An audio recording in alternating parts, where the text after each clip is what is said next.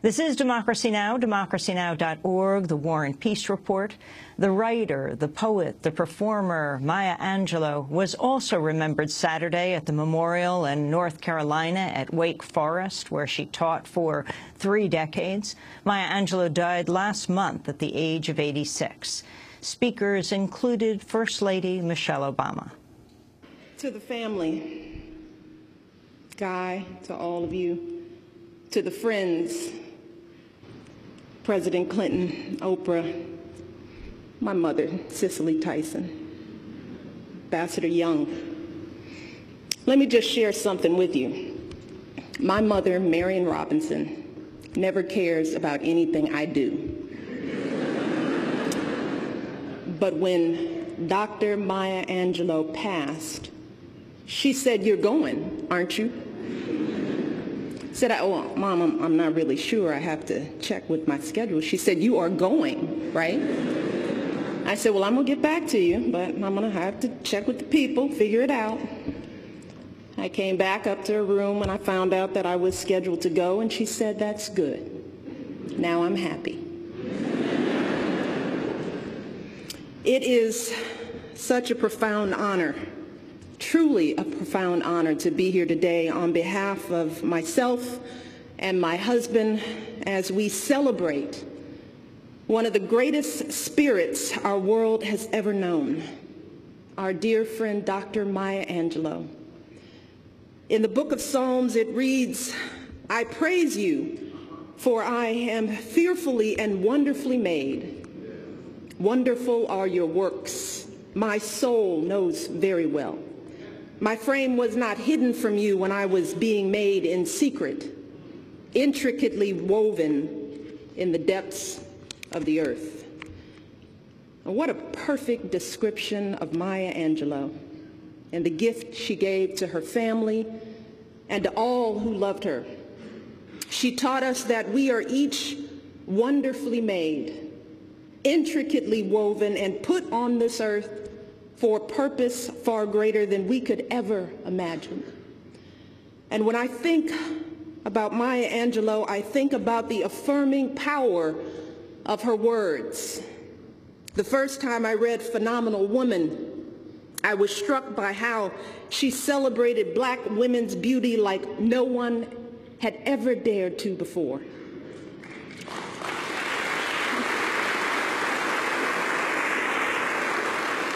Our curves, our stride, our strength, our grace. Her words were clever and sassy. They were powerful and sexual and boastful. And in that one singular poem, Maya Angelou spoke to the essence of Black women. But she also graced us with an anthem for all women, a call for all of us to embrace our God-given beauty. And oh, how desperately Black girls needed that message. As a young woman, I needed that message. As a child, my first doll was Malibu Barbie. That was the standard for perfection. That was what the world told me to aspire to. But then I discovered Maya Angelou, and her words lifted me right out of my own little head. Her message was very simple. She told us that our worth has nothing to do with what the world might say. Instead, she said, each of us comes from the Creator trailing wisps of glory.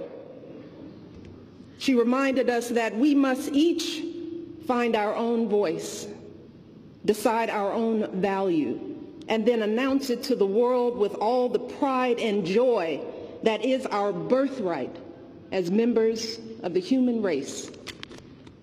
Dr. Angelou's words sustained me on every step of my journey. Through lonely moments in ivy-covered classrooms and colorless skyscrapers, through blissful moments mothering 2 splendid baby girls, through long years on the campaign trail where at times my very womanhood was dissected and questioned.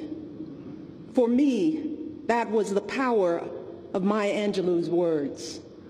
Words so powerful that they carried a little black girl from the south side of Chicago all the way to the White House.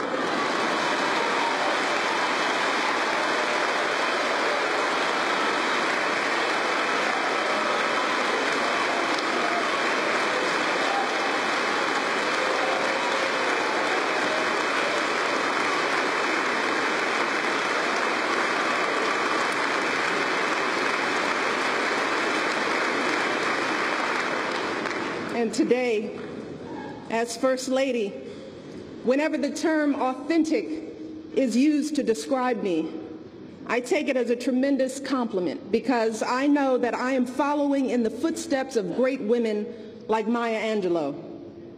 But really, I am just a beginner. I'm baby authentic. Maya Angelou, now she was the original. She was the master. For at a time when there were such stifling constraints on how black women could exist in the world, she serenely disregarded all the rules with fiercely passionate, unapologetic self. She was comfortable in every last inch of her glorious brown skin. But for Dr. Angelou, her own transition was never enough. You see, she didn't just want to be phenomenal herself. She wanted all of us to be phenomenal right alongside her.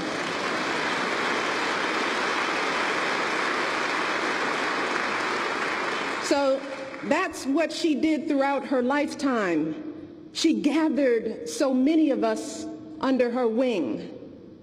I wish I was a daughter, but I was right under that wing, sharing her wisdom, her genius, and her boundless love. I first came into her presence in 2008 when she spoke at a campaign rally here in North Carolina. At that point, she was in a wheelchair hooked up to an oxygen tank to help her breathe. But let me tell you, she rolled up like she owned the place. She took the stage as she always did, like she'd been born there. And I was so completely awed and overwhelmed by her presence. I could barely concentrate on what she was saying to me. But while I don't remember her exact words, I do remember exactly how she made me feel.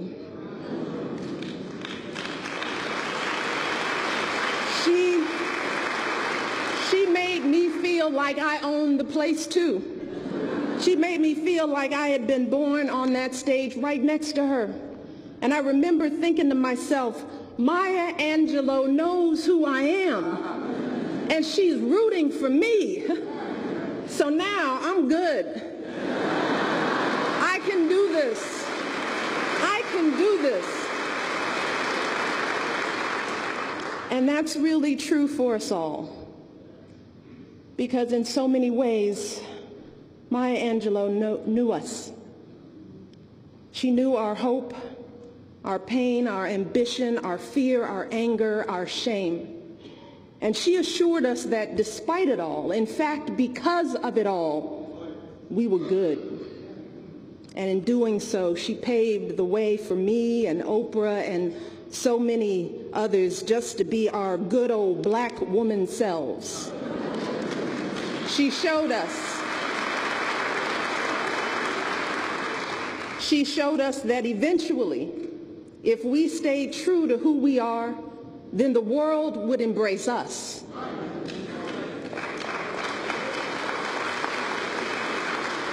And she did this not just for black women, but for all women, for all human beings. She taught us all that it is okay to be your regular old self, whatever that is, your poor self, your broken self, your brilliant, bold, phenomenal self. That was Maya Angelou's reach. She touched me. She touched all of you. She touched people all across the globe, including a young white woman from Kansas who named her daughter after Maya and raised her son to be the first black president of the United States.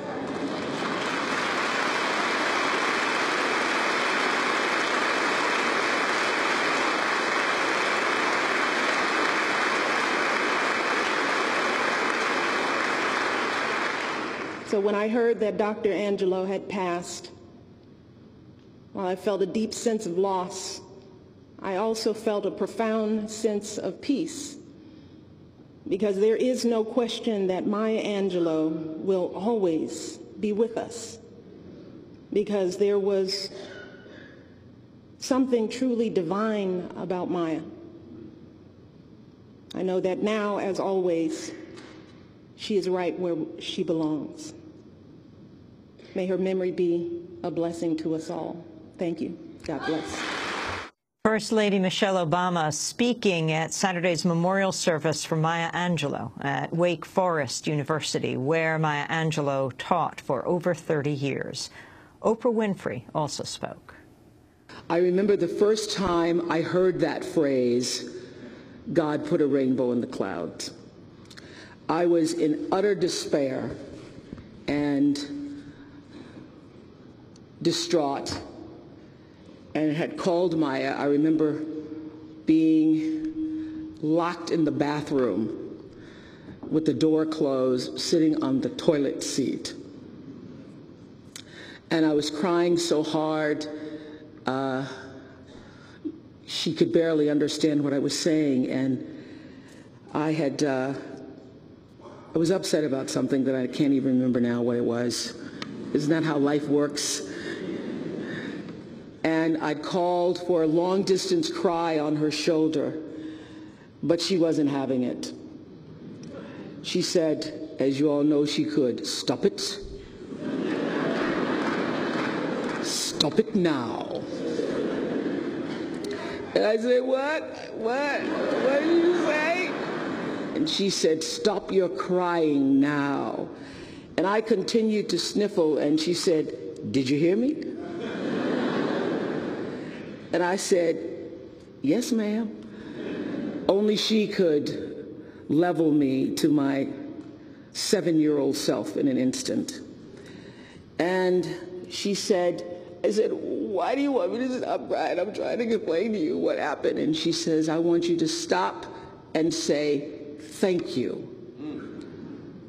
Because whatever it is, you have the faith to know that God has put a rainbow in the clouds.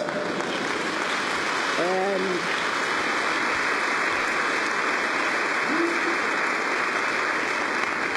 you're going to come out on the other side of whatever it is, the better for it." She was, in all ways, no matter the time of day or night or the situation, she was always there for me to be the rainbow.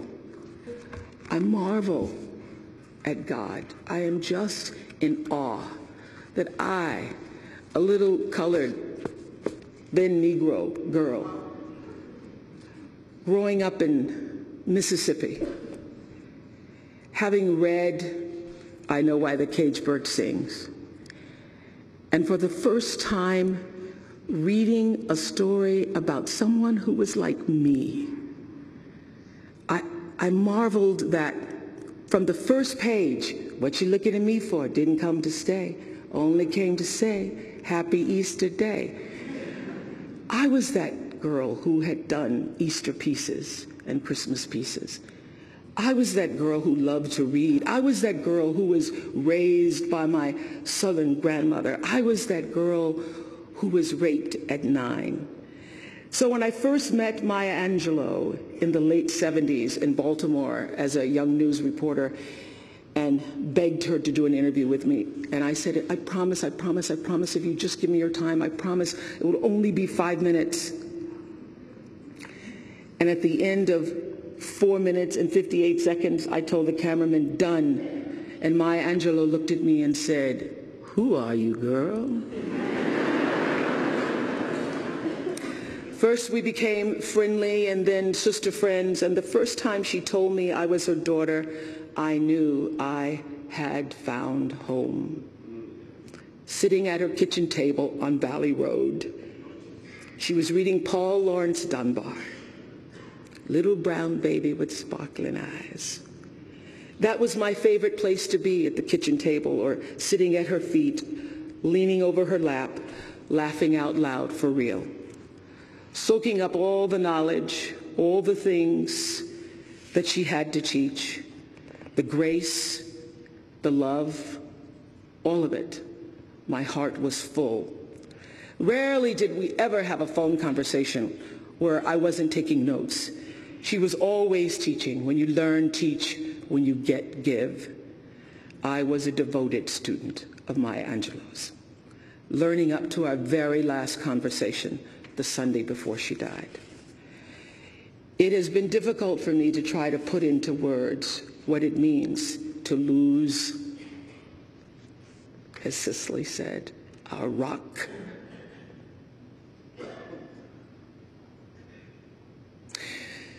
She was my anchor.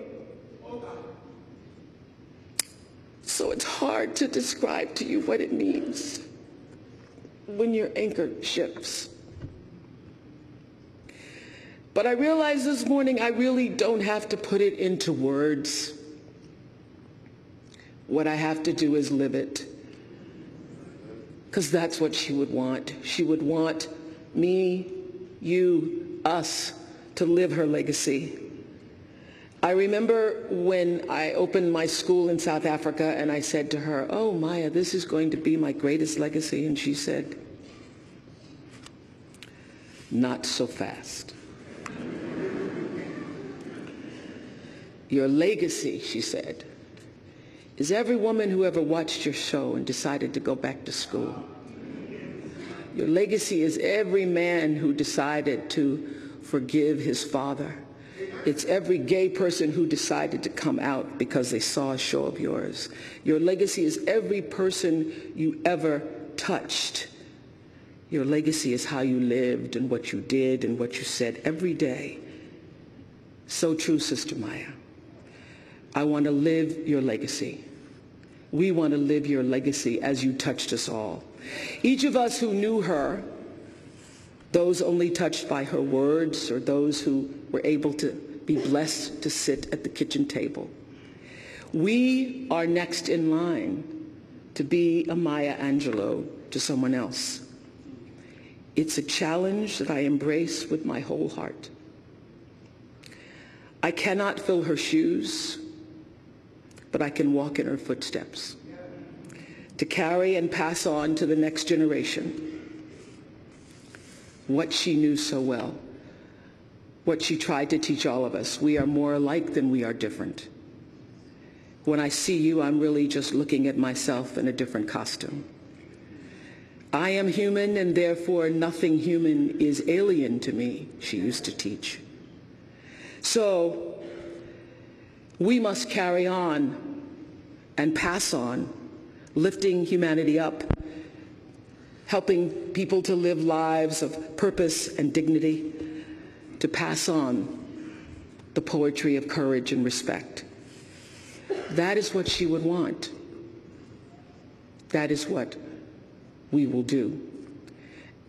And I know I will do it in a way that she most would want. In my last conversation with her, I was telling her about going to film the movie Selma. And she said to me, as she always said when I was doing any kind of job, she said, "Baby, I want you to do it, and I want you to take it all the way."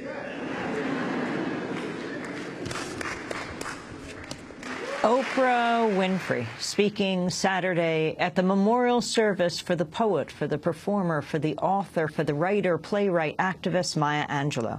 She died May 28th at the age of 86.